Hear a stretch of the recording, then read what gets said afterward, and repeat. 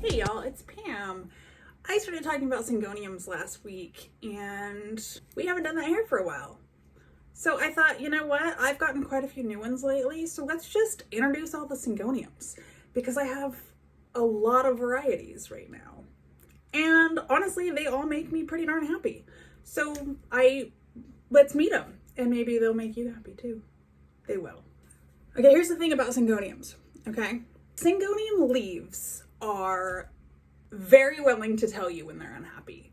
I have found that when they are overwatered, you tend to get the rings that you see, the multicolored yellow and brown half moon thing or whatever it is. If they are underwatered, they both have a lot of dead leaves throughout, or they just get real flimsy, or their tips start turning black or brown. Unless you are on a perfect schedule with them, you are probably gonna have some jacked up looking leaves, at least some of the time. Don't worry about it. They grow back so fast. Like, honestly, it doesn't really matter. It's fine. The other thing about syngoniums that I have found is that they love to climb. They love to climb. You can put them in a basket. You can let them trail if you want. You can cut them back and keep them bushy, especially the smaller pixie versions. Or you can just put them on a pole and see what happens. Because generally, they take off. They just go right up. Yes, when it comes to syngoniums, recommendation with them is patience and practice. It's gonna take you a while to figure it out. I should say, I've had a syngonium of some sort for many years now. Syngoniums were actually the first, we'll call it my first wish list plant. I know many of you have heard this story. I was on a call with a client one time, a potential client. We were just having like a discovery call. Can I help you? In the middle of it, I said, hey, what is that behind you? And she was like, I don't know, it's my mom's plant. Or something, I don't remember what she said. It was something to that effect. And we got off track and talked about the plant for a minute. And she was like, do you want a cutting? I'll give you a cutting. And I'm like, yeah, absolutely. I've never had a cutting of anything before. It'll be great practice for me. And so I went over to her house and she gave me a cutting in a jar. I grew it. And that's what it looked like, this. And now I don't want to pick it up. Let's just do this. That's Jenny. Jenny loves her pole. Jenny has loved her pole more than anyone else has ever loved a pole. And so I keep giving her a bigger one and she just keeps being happy. That was my first one and it is now my biggest, and that is a white butterfly syngonium. So syngoniums, you propagate them just like anything else. You're gonna cut them right there beneath a node. Stick that in some water or whatever you want to propagate it in, and it will grow some roots. And it's got some brand new growth right there. So we are gonna have a whole new plant on this little guy. But this is a white butterfly, the biggest of my collection, probably my favorite. Just kind of flouncy and bouncy and simple and pretty. I just water her when she gets very dry. Since it's in a big pot,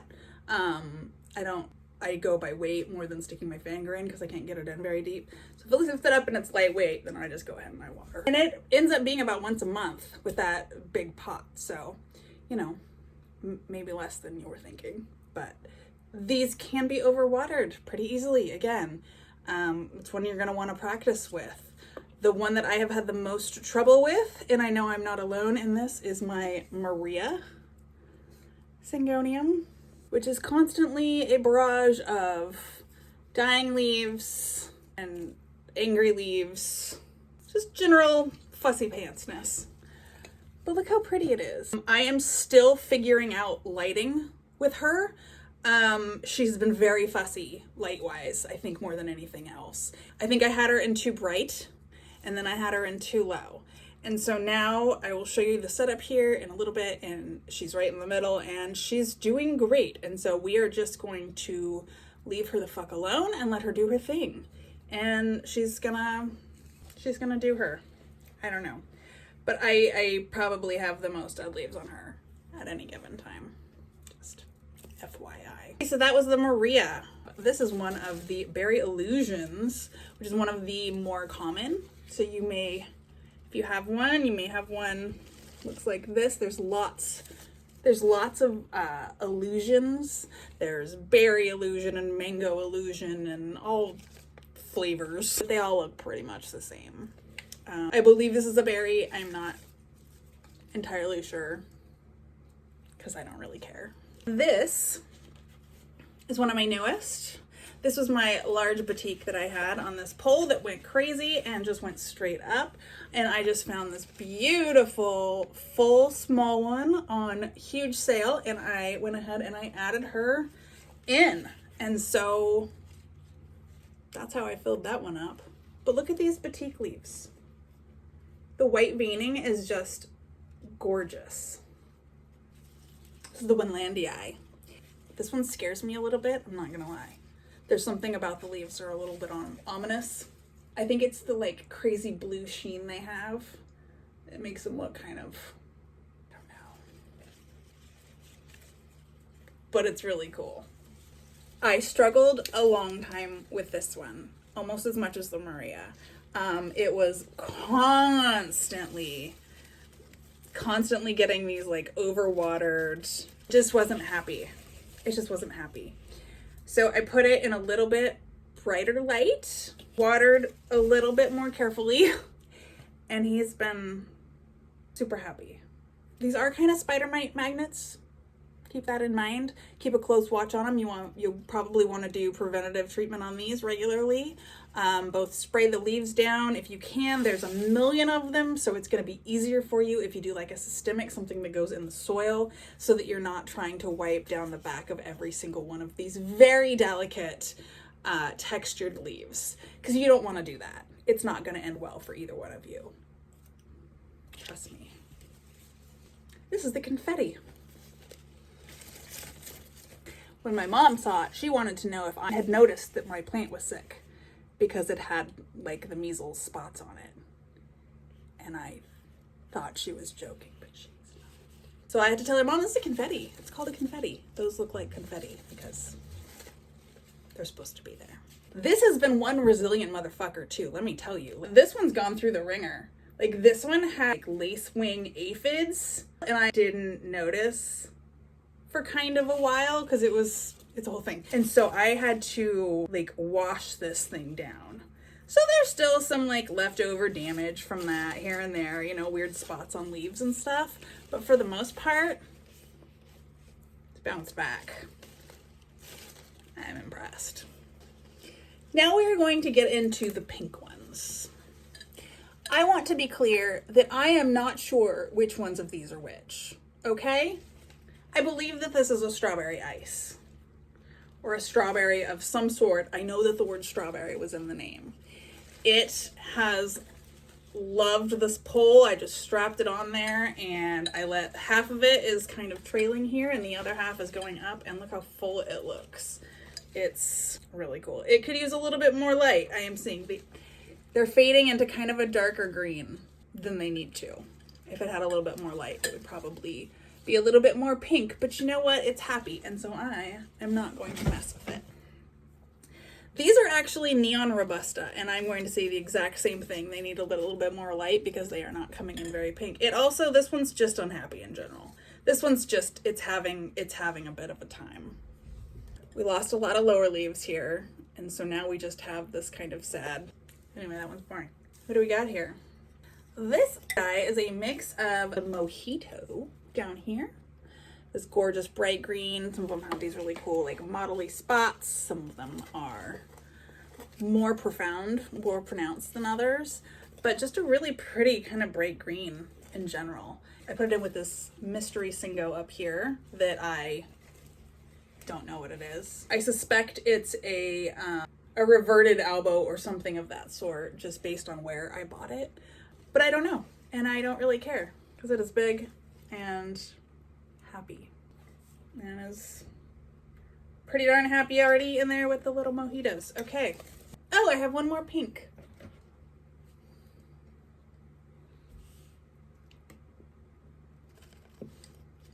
Syngoniums, you're gonna notice their leaf shape change as they mature. They are going to start a lot simpler, and as they grow older, these their little wings up here are really going to get more pronounced. I don't remember what this one is. I will put the name, but it's really pretty. It's actually a much, like it's a pretty pink. It looks a little bit more like orangey on this, but hey, now here comes the spotty ones. Are we ready? I have a lot of syngonium. I have a lot of syngonium. This is my Albo. I absolutely adore these leaves. They are freaking spectacularly amazing.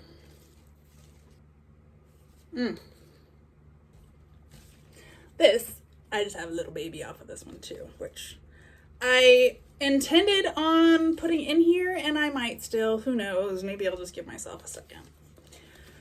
Whatever. This is a Panda syngonium. The leaves on here are all green, light and dark mixes. It kind of looks kind of constellation-y to me. So I'm not sure why they call it the Panda. Anyway. Okay, so that is the Panda. This is one that stays pretty small. This is called the Starlite. This one is bizarre. Like, none of the leaf shapes are right. Like, none of them.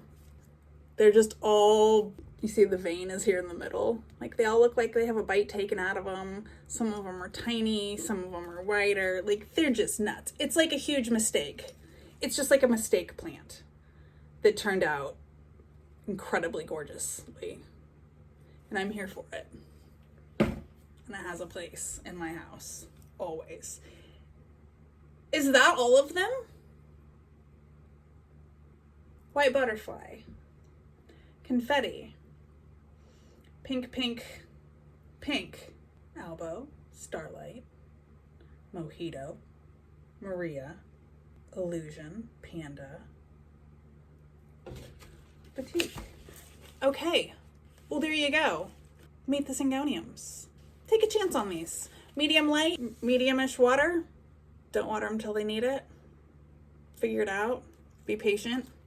If you are a person that's super anal about leaves, like not dying, then maybe don't get one. Maybe don't get one. Because the leaves on these are going to die. I think that's fair to say. And you can't take it personally, and I did for a really long time because there's just always, and it gets really annoying because you're like, what the hell? Yeah, they're just sensitive. Also, they need to be rotated. That's another good one for these. Rotate them if you need to, because they have so many vines and stuff coming up. If the ones in the back, say, aren't getting any light, those will die. So rotate it. Make sure that they're getting sun. You can do that to all your plants, by the way. But I noticed that syngoniums need it especially and appreciate it the most. And I think that's it. Normally there's a monstera right there. She's right here right now. But here's where I have them. So they've got a little light there, and then they're underneath a ceiling one that also has a little bit of coverage from the monstera.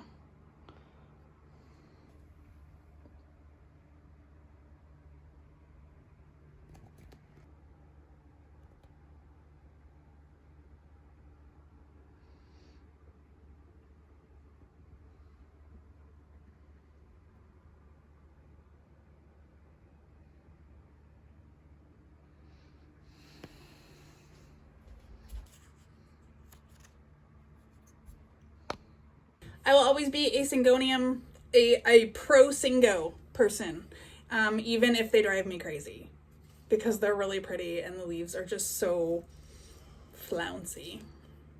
Who doesn't like flouncy? So we'll get a syngo. And if you have any questions on them, let me know, and we'll talk about it. See y'all.